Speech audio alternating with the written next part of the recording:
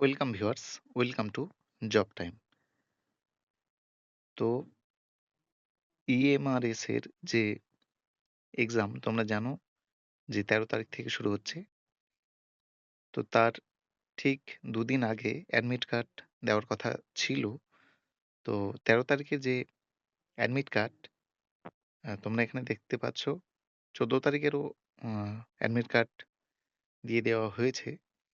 তোমরা চেক করে নেবে। তো যে ওয়েবসাইটে তোমরা যাবে অনেকগুলো ওয়েবসাইট। তার মধ্যে তোমরা যদি ইএমআরএস অ্যাডমিট কার্ড বলে সার্চ করো তাহলেও ওয়েবসাইটটা চলে আসতে পারে। আর না হলে আ আমি ডেসক্রিপশনে লিঙ্কটা দিয়ে দিয়েছি। তোমরা দেখে নেবে ওখান থেকেই ডিরেক্ট। তো কি লাগছে সেই ব্যাপারে একটু বলে দিই। তো তোমরা এখানে দেখতে পাচ্ছ EMRS staff selection examination 2025 admit card professional. এখানে রেজিস্ট্রেশন নাম্বার যেটা শুরু হচ্ছে 2599 দিয়ে তোমরা ওখানে রেজিস্ট্রেশন নম্বর তোমরা পাবে যে কপি তোমরা রেখেছো ফাইনাল সাবমিটের পর সেইখানেই।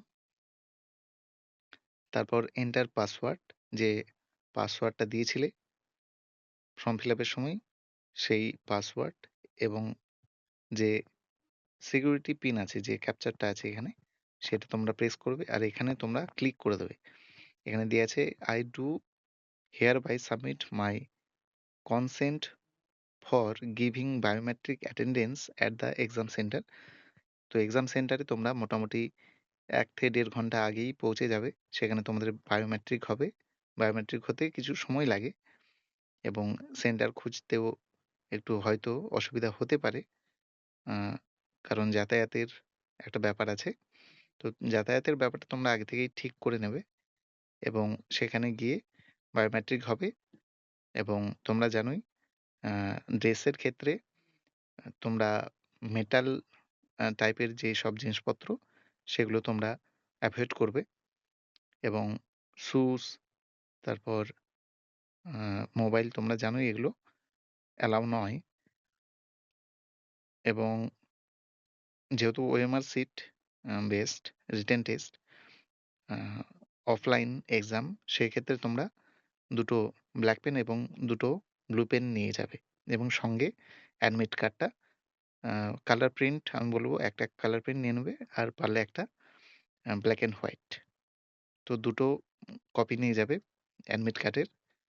তো এখানে তোমরা রেজিস্ট্রেশন নম্বর দেবে, পাসওয়ার্ড, তারপরে সিকিউরিটি যেটা দেয়া আছে এখানে MJWCHT, তারপর এখানে ক্লিক করলেই লগইন করলে তোমরা তোমাদের অ্যাডমিট কার্ড শো করবে। যদি আ শো না করে তাহলে হয়তো তুমি বুঝবে যে তোমার অ্যাডমিট কার্ড আসেনি এবং এটা লগইন করার পর সেখানে অপশন দিয়ে আসবে যে কোন পোস্টের জন্য।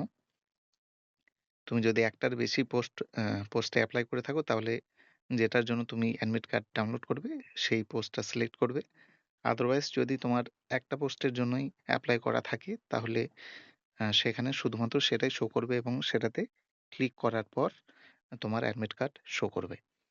আর বলে দিই, যদি পাসওয়ার্ড মনে না থাকে তাহলে এখান থেকে ফরগেট পাসওয়ার্ড করে নতুন পাসওয়ার্ড জেনারেট করা যায়।